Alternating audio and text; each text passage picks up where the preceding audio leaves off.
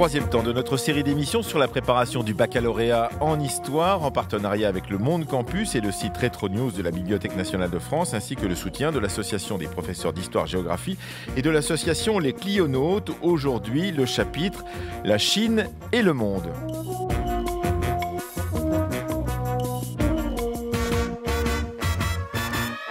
Depuis lundi, nous vous avons proposé de réfléchir au thème socialisme et mouvement ouvrier en Allemagne ou encore hier à la relation des États-Unis au monde avant demain de traiter du thème médias et opinion publique dans les grandes crises politiques en France depuis l'affaire Dreyfus. Aujourd'hui, la Chine et le monde avec Renaud Dartevel, il est professeur au lycée Jean-Pierre Timbaud à Brétigny-sur-Orge qui devant ses élèves mais également devant des élèves des lycées Bergson et Blomet de Paris commentera deux textes tirés du site de presse de la Bibliothèque nationale de France Rétro News, deux textes de presse qu'il a choisi pour illustrer son thème.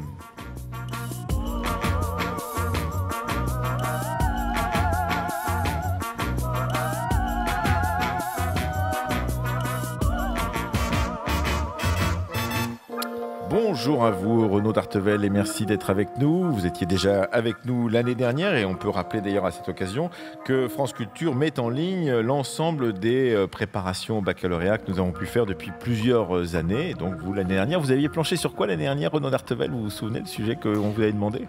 Oui, je me souviens. J'avais planché sur... Eh ben non, vous vous souvenez plus. Donc voilà, vous avez le droit à l'erreur, aucun problème. Et on vous écoutera donc sur le site de France Culture. La construction européenne. Ah, la construction européenne, voilà, c'est exactement cela. Et donc aujourd'hui, vous allez plancher sur la Chine et le monde depuis 1949. Il faut déterminer l'importance de ces dates en particulier. Pourquoi depuis 1949 et pourquoi la Chine et le monde? Ça fait partie des grandes questions qui sont transversales à l'histoire et à la géographie, parce que je crois qu'en géographie en terminale, on travaille aussi sur certaines grandes villes chinoises, par exemple. Alors oui, il y a un chapitre de géographie qui tient à la fin du programme, si on respecte l'ordre officiel, si je puis dire, qui porte sur la rivalité entre la Chine et le Japon, qui pourra d'ailleurs nous servir pour commenter certains aspects. On y reviendra après avoir écouté le premier article que je commenterai. La date de 1949, elle est évidente, et là aussi on en reparlera, c'est évidemment la naissance de la Chine populaire, l'arrivée au pouvoir de Mao. Ça fait partie de ce qu'il est interdit d'ignorer pour n'importe quel candidat au bac. Oui, alors c'est tout de même étonnant parce qu'on fait travailler les élèves sur les États-Unis et le monde depuis 1918-1919.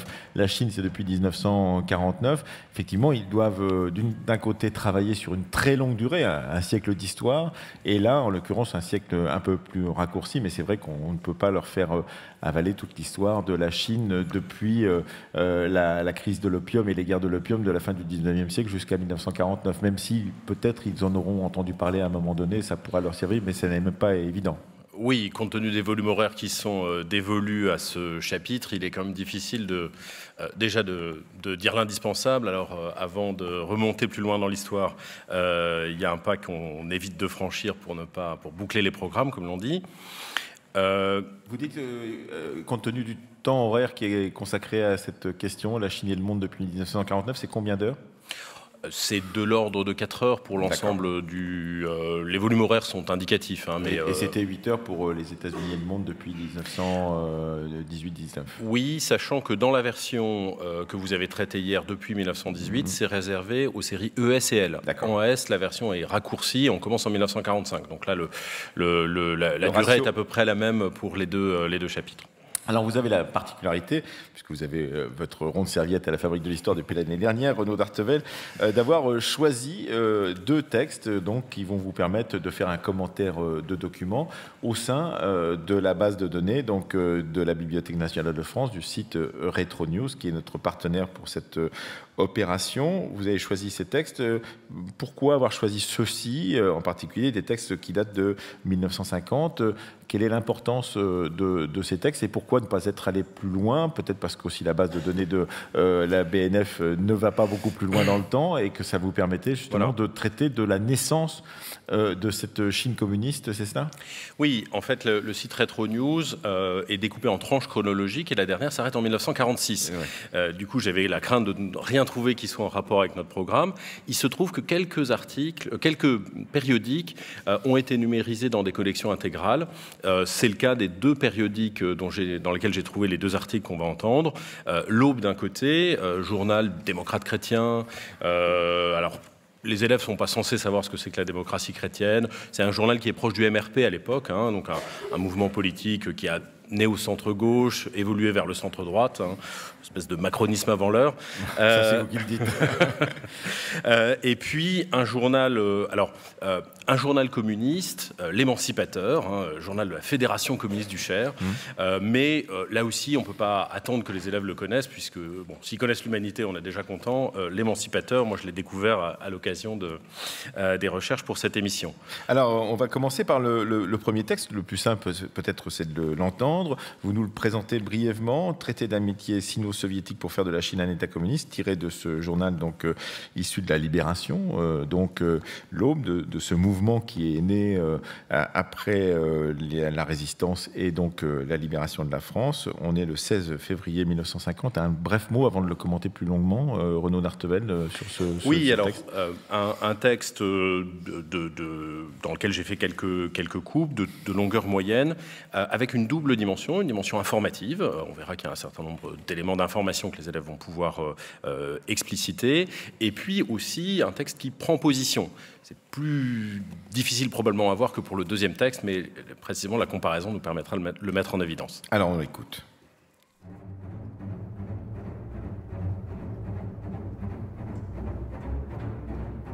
L'Aube, 16 février 1950. Sous le couvert du respect de l'indépendance, le traité d'amitié sino-soviétique a pour but de faire de la Chine un État communiste, estiment les milieux internationaux, qui jugent que si les concessions russes sont en pleine lumière, le silence est total sur les abandons de Mao Tse-tung. Les accords sino-soviétiques signés le 14 février 1950 sont un événement historique d'une importance capitale, a déclaré en substance M. Wyszynski, ministre des Affaires étrangères, au début du discours qu'il a prononcé après la signature du traité liant les 2 pays. Le traité d'assistance mutuelle visant une agression du Japon ou de ses alliés lie les 2 pays plus étroitement que ne le faisait le traité signé en 1943 par l'URSS avec le gouvernement du Kuomintang. L'article 1er prévoit en effet non seulement une aide par tous les moyens possibles à la partie qui serait attaquée par le Japon ou par ses alliés, mais une collaboration entière entre les 2 pays dans toutes les entreprises internationales ayant pour but d'assurer la paix et la sécurité dans le monde entier. Le pacte détermine aussi une action commune en vue d'une conclusion rapide du traité de paix avec le Japon et des consultations sur toutes les questions internationales affectant les 2 pays. Enfin, il stipule la non-intervention dans les affaires intérieures de l'autre partie et détermine les relations économiques et culturelles entre les 2 pays. D'autre part, l'URSS renonce aux privilèges que lui conférait le traité de 1943 concernant les chemins de fer mandchouriens et le statut de Port Arthur et de Dairen. La première réaction dans les milieux autorisés de Washington à l'annonce de la signature du traité sino-soviétique est que cette alliance est destinée en partie à contrecarrer la politique américaine à l'égard de la Chine. Pour M. Dean Acheson, l'accord entre les communistes de Pékin et le gouvernement de Moscou marque le début de graves difficultés pour le peuple chinois. Des pactes semblables ont été conclus entre l'Union soviétique et presque tous les États satellites. Ils ont été toujours la source de laborieuses négociations, voire de disputes au sujet des livraisons que la Russie s'engage à faire sans qu'elle tienne jamais ses engagements. Une aide économique fournie dans de telles conditions est presque sans effet. M. Acheson a tenu à souligner que, selon lui, il existe entre l'URSS et les communistes chinois des accords qui dépassent largement les clauses du traité qui vient d'être signé à Moscou. Ce sont les actes de la Russie qui nous informeront au fur et à mesure sur ce qui a été convenu et décidé lors de la conférence. La Russie soviétique a conclu des accords avec la Pologne, la Tchécoslovaquie et d'autres États voisins. Compte tenu des conséquences qu'ont eu ces traités pour les pays signataires, ce qui vient d'arriver à Moscou n'est pas d'un heureux augure pour la Chine.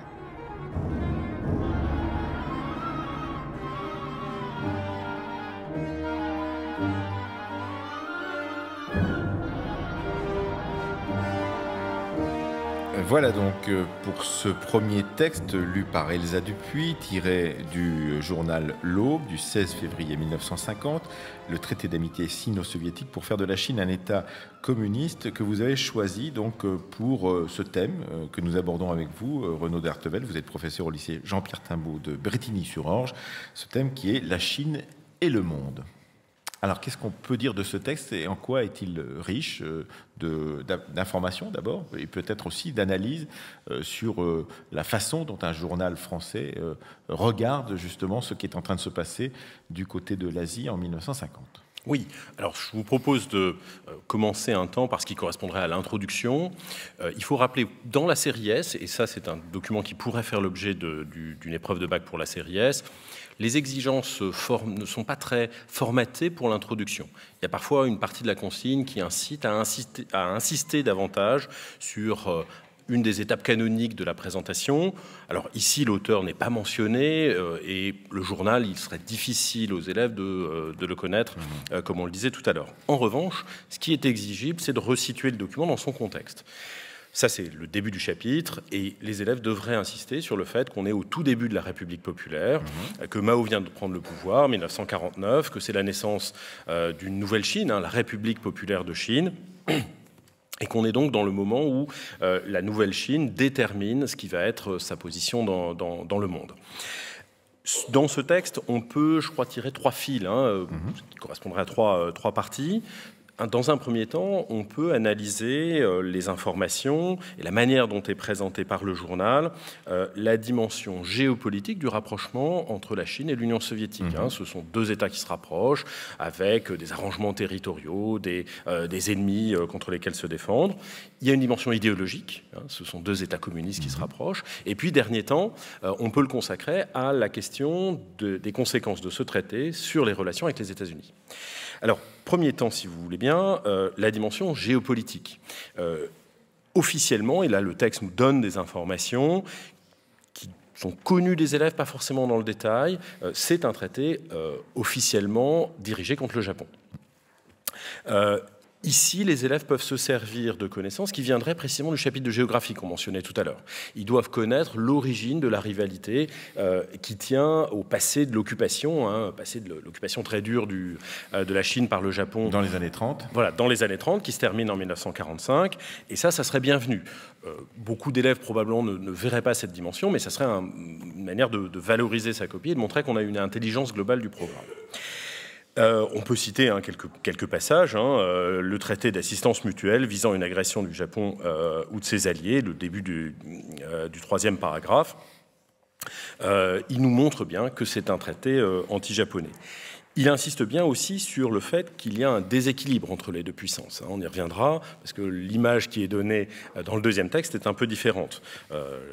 Les concessions russes sont en pleine lumière, le silence est total sur les abandons de Mao Tse-tung. Il s'agit bien de montrer que les concessions la Chine russes, c'est de ne plus de réclamer quoi que ce soit sur les chemins de fer mandchouriens, et sur le statut de deux villes qui sont Port Arthur et Dairen, qui effectivement sont disputées entre ces puissances depuis très longtemps, depuis le début du XXe siècle. L'origine, c'est le début du XXe siècle. Ça ne fait pas partie des choses. Probablement, y aurait-il une note pour expliquer ça. En quelques mots, c'est un port dans le nord de la Chine qui commande en réalité la région de la baie dans laquelle se trouve Pékin.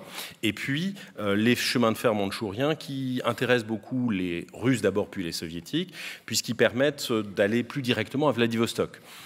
Et donc, il y a eu une dispute autour de ces deux concessions. Les élèves ne sont pas censés le savoir. Ils peuvent néanmoins se rappeler que le début de la période maoïste, c'est le moment où Mao essaye de rétablir la pleine souveraineté de la Chine sur l'ensemble de son territoire. Et c'est un des exemples que les élèves n'ont pas entendu forcément mentionner, mais ils peuvent connaître cette volonté maoïste. Cette idée que la Chine, au tout début du pouvoir de Mao, tente de récupérer la majeure partie du territoire qui est le sien et obtient, entre guillemets, des concessions de ce grand frère soviétique et communiste qui est l'URSS. C'est cela qu'il faut mentionner dans sa copie. Voilà, si on est capable de mentionner ça, on est déjà bien parti. On peut aborder ensuite, et c'est évidemment directement complémentaire, la question des rapports idéologiques entre les deux puissances. Le texte y insiste bien, c'est dès le départ, le traité d'amitié sino-soviétique a pour but de faire de la Chine un État communiste. C'est bien indiqué dès le départ et il y a une insistance sur cette dimension. Et d'ailleurs, il est aussi mentionné les relations économiques et culturelles qui doivent s'établir entre les deux pays. Et là, c'est typiquement le type de passage où les élèves vont utiliser les connaissances. Ça fait partie des péchés capitaux lorsqu'on passe le bac que de ne pas utiliser les connaissances quand on commente un document et de faire ce qu'on appelle de la paraphrase. Pour éviter ce piège, les élèves vont pouvoir aller puiser dans ce qu'ils savent sur l'alignement de la Chine maoïste sur le modèle soviétique. Et ils ont un peu le choix des armes, si je puis dire. Ils peuvent choisir les connaissances dans celles qu'ils ont, qu'ils maîtrisent au mois de juin, celles qui permettent d'illustrer. Ils peuvent par exemple mentionner l'envoi de techniciens soviétiques pour développer des grands complexes industriels. Ils peuvent développer, s'ils ont étudié des documents de propagande qui établissent une sorte de parallèle entre Mao et Staline, ça serait bienvenu pour montrer qu'il y a véritablement, on va au-delà de ce que dit simplement le texte, plus qu'une coopération, une forme d'alignement idéologique. La troisième partie, elle va porter sur les conséquences de ce rapprochement sino-soviétique sur les États-Unis. Donc on prolonge ce qu'on a dit sur la dimension géopolitique, mais là on va se centrer sur cet aspect de la relation sino-américaine. Donc on cite dans cet article Dean Acheson, qui est le secrétaire d'État américain à l'époque en 1950, effectivement les craintes qu'il a, et on peut dire aussi que dans ce texte, l'auteur anonyme de ce journal L'Aube, ce journal dont vous avez dit qu'il appartenait à la sphère démocrate chrétienne et MRP, dit bien que les Chinois devraient un peu se méfier parce que les Russes ne tiennent pas souvent leurs paroles et il insiste beaucoup dans cet article sur le fait que les engagements pris par les Russes, généralement, et les Soviétiques, ne sont pas suivis d'effet la plupart du temps, Renaud d'Artevelde. Oui, ici, il y a bien une... Alors, on peut dire que le ton de l'article est quand même plutôt favorable au point de vue américain, qui a le dernier mot. C'est la fin de l'article qui reprend le point de vue développé par Dean Acheson. Et l'ensemble des propos qu'on prête à Dean Acheson sont effectivement critiques. Et puis, en miroir, il s'agit évidemment de valoriser la politique américaine. Et là, encore une fois, on peut inciter les élèves à aller chercher ce qu'ils savent depuis, à partir du chapitre sur les États-Unis et le monde. Dont on parlait hier dans cette émission. Voilà, exactement. Lorsque on met en avant le fait que l'aide économique soviétique n'est pas efficace, évidemment, c'est en effet de miroir une manière de souligner que le plan Marshall, qui est tout à fait contemporain, 1949, lui permet le redressement économique de l'Europe de l'Ouest. Lorsque Dean Acheson insiste sur les accords qui dépassent largement les clauses du traité, on voit qu'il émet des craintes, et là, les élèves peuvent se servir de ce qu'ils savent, par exemple, sur la guerre de Corée, qu'ils ont pu aborder dans l'un ou l'autre des deux chapitres qu'on mentionne, puisque c'est la première intervention militaire de la Chine, alors pas officielle puisque ce sont des volontaires entre guillemets qui seront envoyés, mais ça nous permet de voir qu'il y a déjà une crainte que cet accord sino-soviétique débouche sur une propagation du communisme en Chine. Et là, on peut rappeler qu'on est dans la période du containment dans la politique américaine. Il s'agit de limiter l'expansion. Ça a été fait en Europe, mais c'est aussi en Asie que ça se joue au début des années 50. Oui, est-ce qu'il faut par exemple le mentionner, la sphère plus large, par exemple l'Indochine, dans une copie comme celle-ci, ou est-ce que c'est vraiment superfétatoire? Ça n'est pas nécessaire que d'évoquer, vous avez dit la Corée, c'est sûr, mais d'évoquer le Vietnam, enfin l'Indochine puis le Vietnam, ça n'est peut-être pas nécessaire. Écoutez, je ne voudrais pas qu'on crée un vent de panique chez nos auditeurs qui se diraient qu'ils auraient pu passer à côté de ça. Ça ne fait pas partie de ce qu'on va attendre. Mais il est évident qu'un candidat qui serait capable de le mentionner, éventuellement dans une ouverture ou dans la conclusion, ça serait valorisé. Voilà. Donc ça, c'est le premier texte. Vous vouliez rajouter quelque chose sur ce texte-là ou c'est bon, Renaud d'Artevelde, on passe au second. Qu'est-ce que Je vous propose de passer au second, ça nous laissera du temps pour les questions des élèves. Très bien. Alors le second texte que vous avez choisi, je rappelle, c'est vous qui les avez choisis, cette étude de critique de documents autour du thème de la Chine et le monde. Donc vous l'avez choisi dans un journal très peu connu. C'est vrai que j'ai beaucoup fréquenté les archives de presse et dans Retro News ou ailleurs. Effectivement, ce journal, je ne le connaissais pas. Il s'agit de l'Émancipateur, journal communiste donc du Cher, vous l'avez dit tout à l'heure, 23 février 1950. On écoute un extrait de ce texte et puis ensuite on développe avec vous cette question du rapport de l'URSS et de la Chine populaire.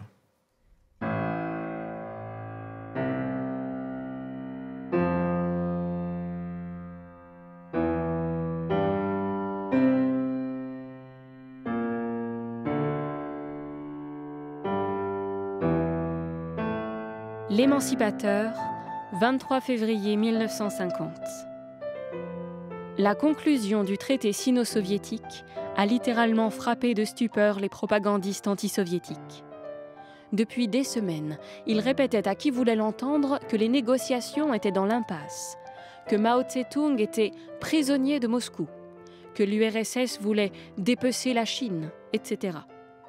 Aujourd'hui, ils sont obligés de reconnaître qu'ils se sont trompés et qu'ils ont essayé de tromper l'opinion publique. Le traité conclu à Moscou entre les représentants de l'URSS et les représentants de la Chine populaire est un exemple typique du genre de rapports qui peuvent s'établir entre deux grandes nations, également inspirées par le respect mutuel de leur indépendance et la préoccupation à travailler à l'établissement d'une paix durable. Il est entièrement conforme aux principes de la Charte des Nations Unies, puisque les mesures de sécurité qu'il préconise se réfèrent à l'un des agresseurs de la Seconde Guerre mondiale, en l'espèce le Japon ou tout autre État qui s'allierait au Japon dans des actes d'agression. En renonçant en Mandchourie et à Port-Arthur à certains droits qui lui avaient été conférés en particulier par l'accord concernant son entrée en guerre contre le Japon, l'Union soviétique fait la preuve d'un esprit de collaboration dont seul un pays socialiste est capable. Elle fait confiance au peuple chinois, comme le peuple chinois lui fait confiance. Cette politique n'est possible que parce que l'Union soviétique n'a pas à défendre les intérêts de capitalistes et de trafiquants. Le traité sino-soviétique donne une idée de ce que pourraient être les relations internationales dans un monde d'où les racines de l'impérialisme auraient été extirpées. Dans les circonstances présentes, en renforçant l'amitié sino-soviétique, il constitue un instrument de paix incomparable. 700 millions d'hommes sont maintenant unis par les liens étroits des relations culturelles et économiques. Il ne subsiste entre les deux pays aucune de ces contradictions, de ces antagonismes qui déchirent les puissances impérialistes. L'effet de la signature du traité sino-soviétique sera considérable, et tout d'abord pour la Chine elle-même, à qui l'aide désintéressée de l'Union soviétique va permettre de renforcer sa démocratie populaire. Son effet sera considérable dans tout l'Extrême-Orient, parmi les peuples qui dans le monde entier luttent pour leur libération du joug des impérialistes. Mais ce sont les chances de la paix dans le monde entier qui se trouvent accrues par cette démonstration nouvelle de la volonté pacifique et de l'esprit véritablement internationaliste du gouvernement de l'Union soviétique. Monsieur Truman, qui doute de la bonne foi des Russes, reçoit à l'occasion de la conclusion du traité sino-soviétique une leçon méritée. Tous les partisans de la paix saluent ce grand acte politique, en s'engageant à redoubler d'efforts en vue d'établir cette paix durable, que la Chine et l'Union soviétique amies définissent comme un des buts fondamentaux de leur action commune.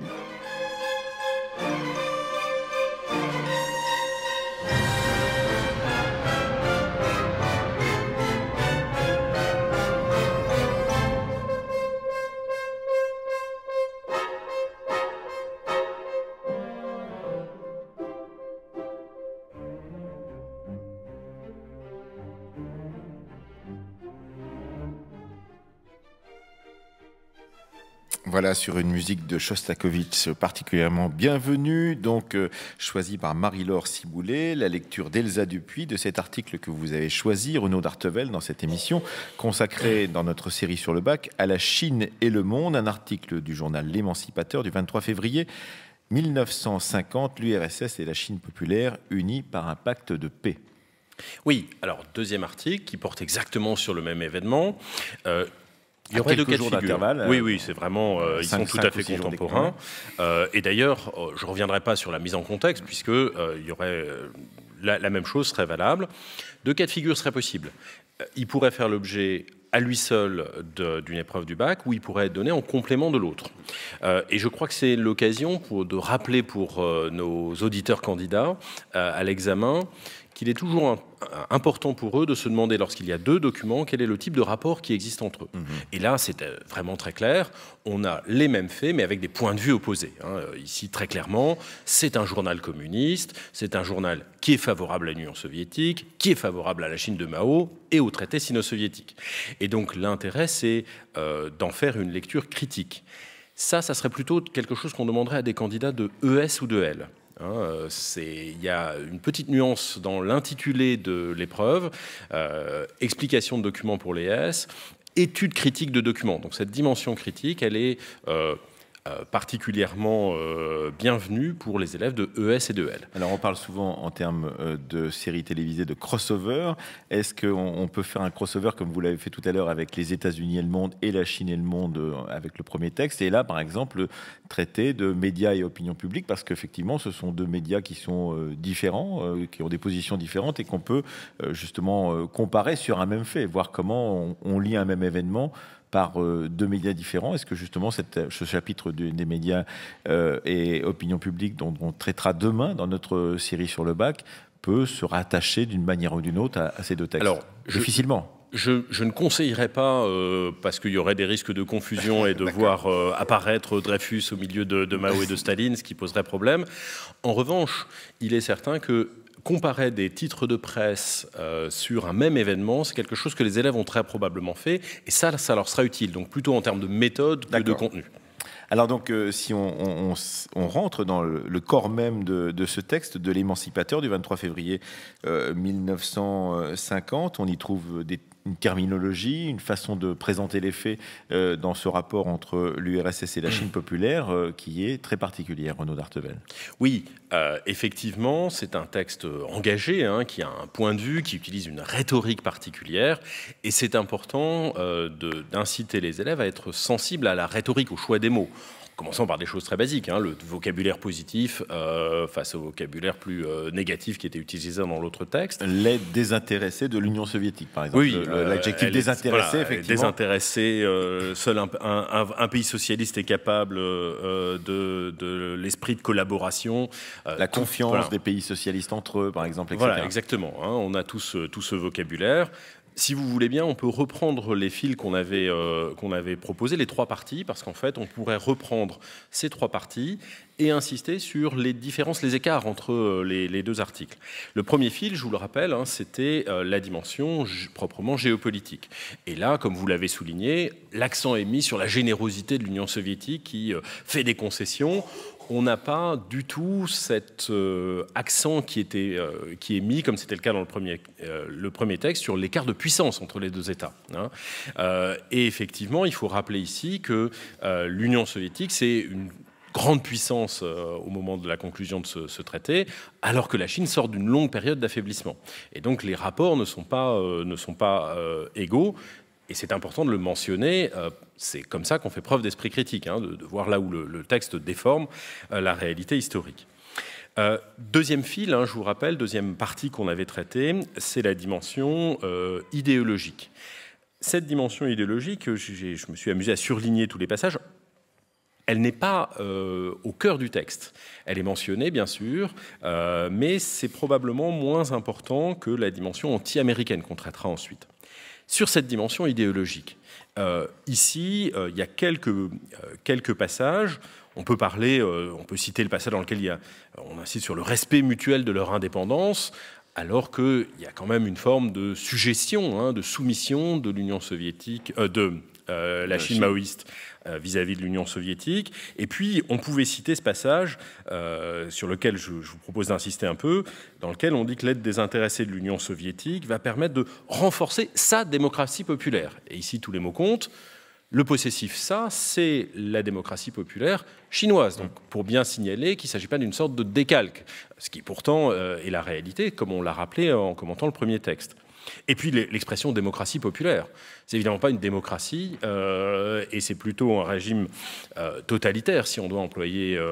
Mais là, est-ce qu'on ne fait pas un anachronisme en utilisant une catégorie qui n'est pas la catégorie de l'époque, en l'occurrence, c'est-à-dire en parlant de 2018, regardant ces années 1950, puisque tout compte fait, le terme de démocratie populaire, c'était le terme qui était employé généralement dans une certaine sphère donc politique, évidemment, mais généralement pour évoquer tout ce qui s'était passé à l'est de l'Europe, mais également dans cette région que pouvait être la Chine populaire, Renaud d'Artevelde. Alors, il faut bien évidemment relever le terme démocratie populaire comme étant un terme connoté idéologiquement, mais il est important de bien faire comprendre, que les élèves fassent bien comprendre qu'ils ont conscience qu'il ne s'agit pas d'une démocratie telle que nous l'entendons.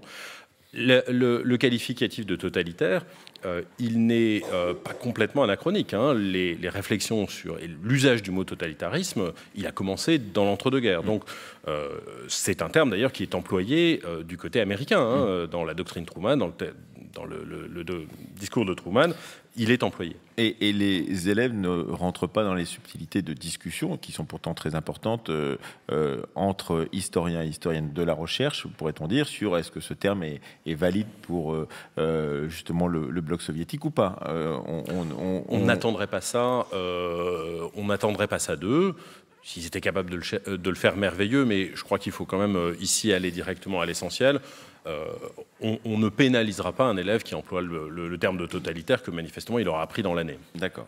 Alors ensuite, quand on continue sur ce texte de l'émancipateur, 23 février 1950, Renaud d'Artevelde. Oui, troisième partie, troisième thème, troisième fil que nous avons tendu entre les deux textes, c'est la question des relations sino-américaines. Ici, le texte insiste beaucoup comporte une dénonciation des États-Unis. Alors, il y avait en fait toute une série d'allusions et je vous propose qu'on essaye de les éclairer rapidement, non pas dans l'ordre du texte, mais dans l'ordre de la difficulté qu'auraient eu les élèves à les retrouver. On va partir du plus simple et à la fin du texte, il est mentionné Truman. Ça, c'est une référence que les élèves doivent connaître. Ils doivent savoir qui est Truman, ils doivent comprendre pourquoi il a reçu une bonne leçon, nous dit le texte, c'est-à-dire que ce traité sino-soviétique, il est une défaite pour la doctrine du containment. Un caillou dans la chaussure du président américain. Exactement. Et donc ça fait partie des allusions que les élèves auraient dû repérer. Plus subtil, c'est l'usage de l'expression impérialiste, puisque ça qualifie les États-Unis, ce que les élèves ont probablement étudié plutôt en première, puisque là on étudie la guerre froide. Quand on étudie, on revient sur la guerre froide, mais du point de vue des États-Unis. Donc s'ils se souviennent que le mot impérialiste, c'est le terme utilisé par la propagande soviétique pour dénoncer la politique américaine, ça sera évidemment bienvenu. Et puis... il y a une dernière allusion, là aussi un peu plus difficile à voir, lorsqu'on parle de l'aide désintéressée de l'Union soviétique. Puisque par contre-coup, il s'agit de dénoncer l'aide intéressée des États-Unis, et même si ce n'est pas mentionné, on est là encore dans la critique du plan Marshall. Soupçonné d'être le cheval de Troie des intérêts américains. Alors, une des questions que je me pose en vous écoutant, Renaud d'Artevelde, c'est d'abord que, effectivement, c'est une durée de temps relativement particulière, cette année 1950 dont vous parlez, juste après l'instauration de la Chine populaire et la victoire de Mao. Est-ce que l'élève doit continuer plus loin? C'est-à-dire qu'effectivement, ces relations sino-soviétiques qui semblent se dérouler sous un ciel très serein vont se durcir plus tard. Peut-être l'apprend-il dans le chapitre sur la Chine et le monde, ou l'apprend-elle dans le chapitre sur la Chine et le monde. Est-ce qu'il faut le mettre dans sa copie, dans la conclusion, expliquer, par exemple, en commentant un tel texte, soit celui de l'Aube, soit celui de l'émancipateur, que ça ne va pas durer très longtemps, qu'il va y avoir des tensions, que le communisme chinois va s'écarter du communisme soviétique. Est-ce qu'on le dit, ça, Renaud d'Artevelde? Incontestablement, ça valoriserait la copie. Donc la réponse est oui. Voilà. Vous étiez déjà un très bon candidat l'an dernier et je vois que ça ne change pas. Ouais, c'est très gentil de me donner ces lauriers-là dont je n'ai plus besoin maintenant parce que je n'ai pas besoin de repasser le bac puisque j'ai déjà eu il y a quelques dizaines d'années en l'occurrence. Mais oui, donc ça veut dire qu'il faut effectivement continuer un peu plus loin sur la chronologie, pourrait-on dire, d'un tel sujet. Ça serait évidemment bienvenu, plutôt en conclusion, et en essayant tout de même de le rattacher au texte. C'est toujours plus habile, plus subtil. Par exemple, on a le deuxième texte ici masque complètement les rivalités géopolitiques. En conclusion, on peut souligner que ces rivalités géopolitiques ont continué d'exister et qu'elles ont joué un rôle dans la rupture sino-soviétique des années 60. De la même façon, on pourrait dire qu'on a ici une tentative aussi de jouer pour les États-Unis la Chine contre l'Union soviétique, qui trouvera son prolongement avec le voyage de Nixon en Chine et le rapprochement sino-américain des années 70. Tout ça serait évidemment bienvenu. Voilà, alors donc on a quelques pistes, pourrait-on dire, à partir de ces deux textes que vous avez choisis, donc tirés l'un de l'Aube et l'autre de l'Émancipateur, la même année et même la même semaine entre le 16 février 1950 et le 23 février 1950. Mais il est peut-être temps de donner la parole à nos élèves qui sont nombreux face à nous et à vos élèves, et pas simplement les vôtres d'ailleurs, puisqu'il y a plusieurs lycées qui se sont réunis dans notre studio 106 de la Maison de Radio France. Est-ce que l'une ou l'un d'entre vous veut bien poser une question, élève, professeur, puisqu'il y a d'autres professeurs dans cette salle, qui puissent éclairer votre propre connaissance du sujet, votre façon d'envisager la question des rapports de la Chine et du monde? J'attends qu'une main se lève. Est-ce que l'un ou l'autre d'entre vous a préparé une question, ou s'il ne l'a pas préparée, une question qui lui est venue à l'écoute de Renaud d'Artevelde sur cette thématique? Qui lève la main?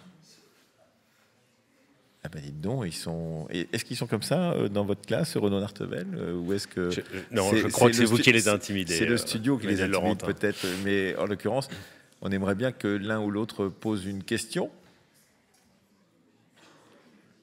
Si ça n'est pas le cas, c'est pas très grave, on va continuer sans vous. Enfin, plutôt avec vous comme spectateur et non plus comme acteur ou actrice de cet exercice. Alors, si on continue sur ce chapitre, la Chine et le monde, si ça vous vient, n'hésitez pas. Hein, tout à l'heure, on pourra vous redonner la parole. Sur ce chapitre, la Chine et le monde, ça n'est qu'une toute petite partie que nous avons traitée là, Renaud d'Artevelde. Donc, le tout début. Exactement. À partir en particulier d'un exemple très précis qui est le rapport de la Chine à l'URSS. S'il faut aller plus loin dans une thématique comme celle-ci, on va dans quel sens? Ce chapitre est j'imagine, assez vaste puisqu'il part d'un pays qui transforme son système politique en 1949, qui connaît de très nombreux soubresauts, pourrait-on dire, dans les années 50 et les années 60, avec tout un tas de moments très particulier pour ce régime maoïste et qui ensuite se transforme encore plus profondément dans les années 1980. Donc il y a véritablement une très longue durée avec un paysage très changeant dans le rapport au monde en particulier, puisque c'est considéré comme un pays relativement marginal au tout début de la période pour devenir un pays central, voire le principal pays avec les États-Unis dans le monde. C'est cela, Renaud? Oui, je crois que vous avez bien suggéré la problématique générale du chapitre. C'est celle de la puissance recouvrée pour la Chine, hein, de l'ambition de mettre fin à la domination qui a été initiée au milieu du 19e siècle par les Européens et les Japonais et de se réaffirmer comme une grande puissance. Et effectivement, la première partie, grosso modo, l'usage général, c'est de couper notre chapitre de part et d'autre de la mort de Mao, avec une période maoïste elle-même marquée par des changements de cap. Voilà, des changements de cap dans la relation au monde. Et les élèves savent tous qu'il y a bien une période très pro-soviétique dans le début de la période maoïste.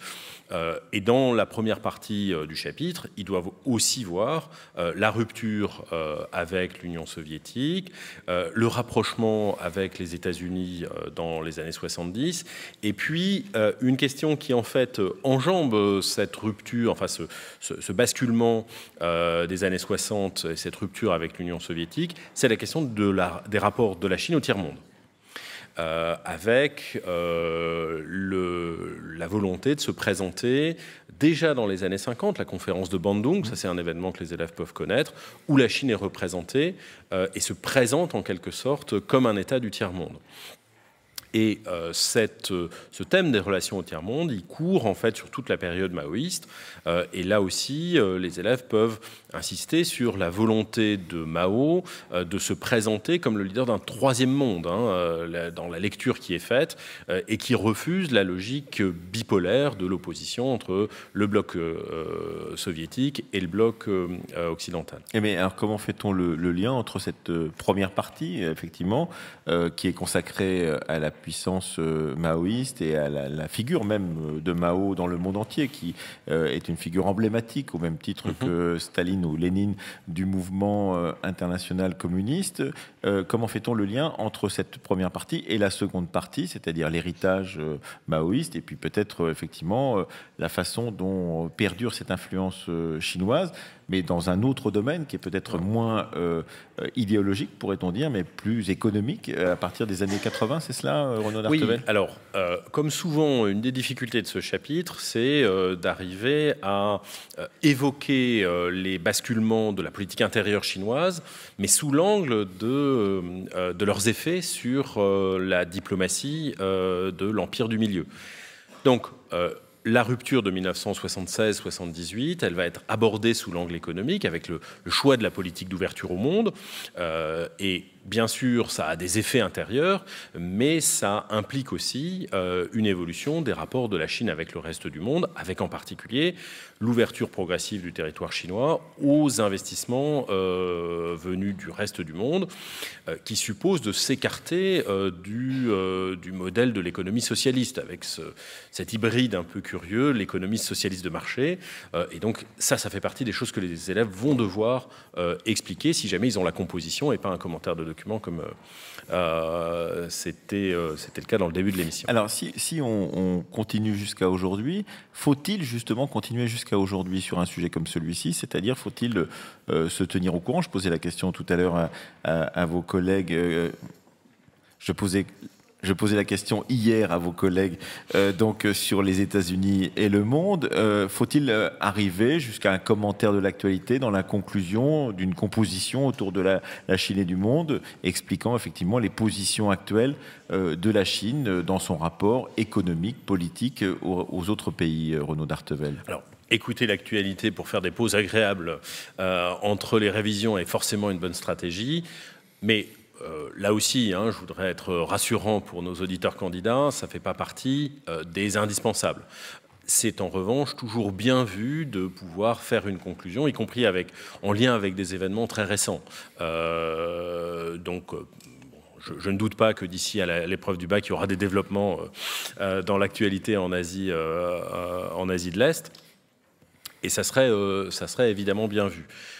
Mais je crois aussi que c'est plus largement que la préparation directe de l'épreuve, c'est toujours très intéressant pour les élèves d'arriver à faire un lien, de comprendre que les chapitres d'histoire leur permettent de mieux lire et de mieux comprendre le monde. Alors, la différence entre cette épreuve que vous avez bien voulu nous résumer depuis le début de cette émission, Renaud d'Artevelde, et la composition est véritablement grande, pourrait-on dire. Comment s'articule dans la préparation du baccalauréat cette préparation de la composition, dont on peut avoir un exemple dans d'autres émissions de la Fabrique de l'Histoire des années précédentes, et ce commentaire de document qui semble, comme quand on en parle, un peu hasardeux. On ne sait pas très bien quel type de document peut tomber, si c'est un texte, si c'est une image, si c'est une série d'images. Et donc, à partir de là, effectivement, laisse peut-être plus de latitude, mais aussi plus de danger pour les élèves, quels qu'ils soient, face à cet exercice-là, Renaud d'Artevelde. Oui. Incontestablement, avec la composition, on entend terrain connu pour les élèves. Il faut rappeler que depuis quelques années... En terrain connu, pas en terre inconnue. En l'occurrence, on est en terrain connu. Donc on est en terrain connu sur, pas dans des sables mouvants, puisque depuis quelques années, il y a une liste officielle de sujets qui peuvent tomber, donc il n'y a aucune surprise. Le plus souvent, c'est l'intitulé même du chapitre qui est au programme, qui sera proposé comme composition. Et donc là, on est dans un exercice où la part de la restitution est importante. On dit souvent entre nous que nous notons d'abord le cours de nos collègues quand nous corrigeons l'examen. Le commentaire de document, c'est probablement de tous les exercices qui sont proposés au bac, celui qui est le plus délicat pour les élèves, parce qu'effectivement, le document est inconnu. Leur boussole, c'est qu'il y a 2 ingrédients qui doivent toujours être là. C'est des références précises au document. J'ai essayé de ponctuer mon propos de citation du texte, et il faut inciter les élèves à citer le texte explicitement, entre guillemets, en ayant une petite phrase d'introduction, mais qu'il y ait des références précises au document. Et le deuxième ingrédient, c'est les connaissances. Et là, les connaissances, c'est celles qui vont aussi servir à nourrir une composition. C'est vrai qu'on peut avoir un commentaire de document qui porte sur une partie plus pointue, si je puis dire, puisque là, on a un événement bien précis qu'on n'est pas censé ignorer, mais malgré tout, c'est toujours un peu plus délicat que dans une composition où un point un peu moins fort se verra moins. Oui, alors, ça veut donc dire qu'on peut espérer, du moins pour les élèves qui sont dans cette salle, et ceux et celles qui nous écoutent, qu'il y ait une sorte de prime au commentaire de document. Est-ce que, par exemple, un examinateur qui verra un élève choisir plutôt le document que la composition sera, disons, plus favorable dans sa notation parce qu'il y aura un risque supplémentaire, comme vous l'avez dit au tout début, ou est-ce que ça n'est pas du tout le cas, en l'occurrence Renaud d'Artevelde, et on prend un risque pour la beauté du geste d'une certaine façon? On a hélas guère le choix, puisque le commentaire de document est imposé aux élèves. Voilà, donc il n'y a pas de stratégie en la matière. Ils doivent subir ce qui a été le fruit du tirage au sort et de l'élaboration des sujets par les autorités de l'éducation nationale. Et s'il y a, donc, j'imagine que lorsqu'il y a une composition d'un côté et un commentaire de document de l'autre, c'est en complémentarité entre le programme d'histoire et le programme de géographie, où il peut tomber 2 fois deux commentaires de documents ou 2 fromage et compositions. dessert. On est obligé d'avoir et de l'histoire et de la géographie. Simplement, on aura un peu plus de points dévolus à l'histoire si c'est elle qui fait l'objet de la composition, puisqu'il faut rappeler que le partage des points, des 20 points qui sont attribués, se fait à 12 pour la composition et à 8 pour le commentaire de document.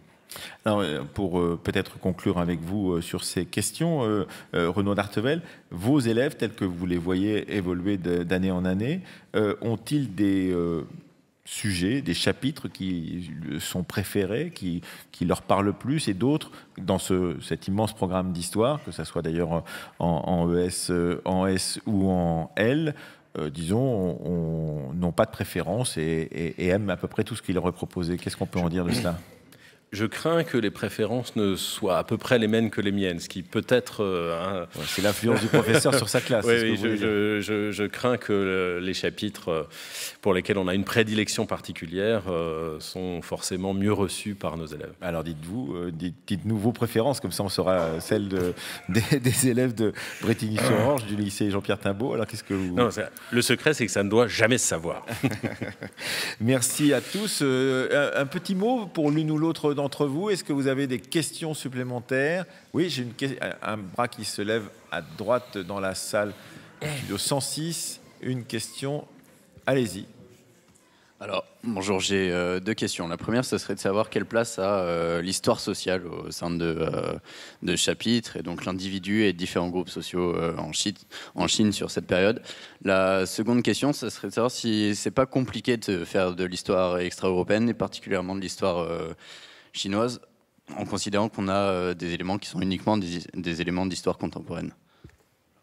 Effectivement, c'est une vraie question que vous posez là. L'histoire sociale se réfugie en partie dans un autre chapitre dont on a parlé lundi, c'est-à-dire socialisme et mouvement ouvrier en Allemagne. Est-ce qu'on a, en l'occurrence, cette question de la lecture sociale d'un phénomène comme le phénomène de la montée en puissance de la Chine dans le monde entier a quelque chose à voir ?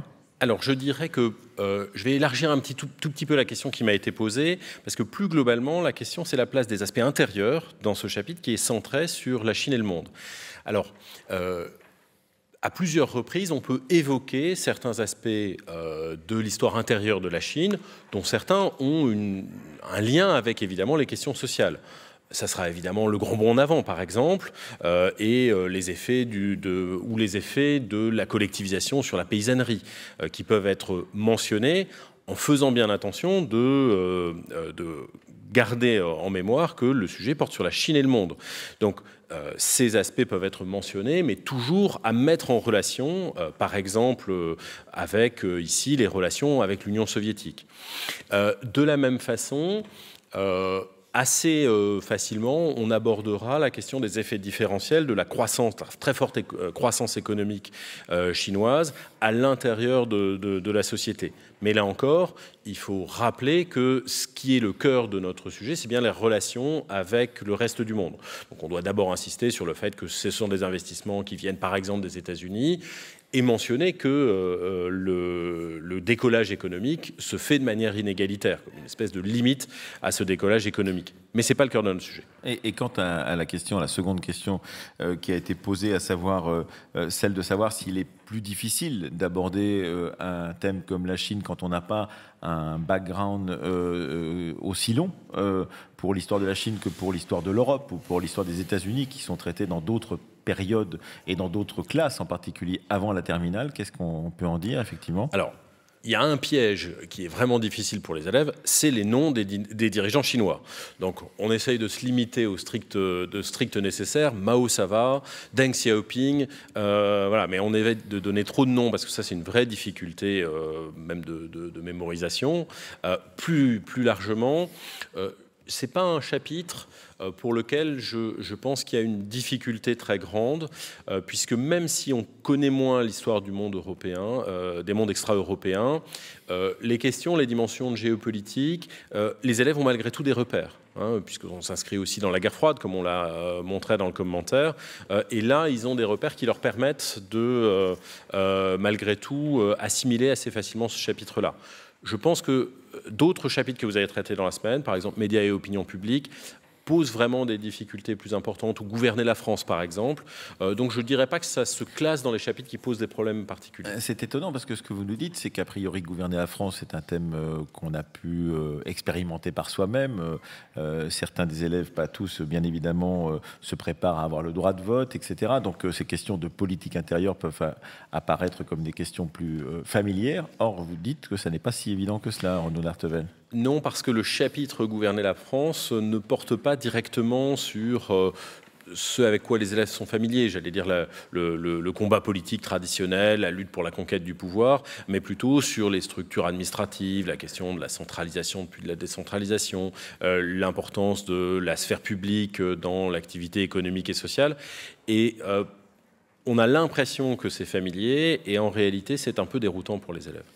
Merci à vous, Renaud d'Artevelde. Demain, d'ailleurs, nous tenterons avec Thomas Perel de traiter de ces thèmes autour de médias et opinion publique depuis 1880-1890 en France jusqu'à aujourd'hui. Et puis, il y a un autre thème très important qui est abordé par le programme d'histoire, à savoir celui de l'histoire des mémoires, les mémoires de la Seconde Guerre mondiale et la mémoire des guerres d'Algérie. Eh bien, sachez que demain, à Marseille, se tient une conférence internationale sur Benjamin Stora, l'engagement de l'homme et l'œuvre de l'historien. De très nombreux historiennes et historiens, élèves ou pas élèves, confrères ou consoeurs de Benjamin Stora se trouveront au Mucem à Marseille, donc autour de cette mémoire de Benjamin Stora, mais qui, d'une certaine façon, est aussi une mémoire de la guerre d'Algérie dans la société française. Merci à vous, à Renaud d'Artevelde, ainsi qu'à vos élèves qui étaient présents ici au studio 106 de la Maison de Radio France.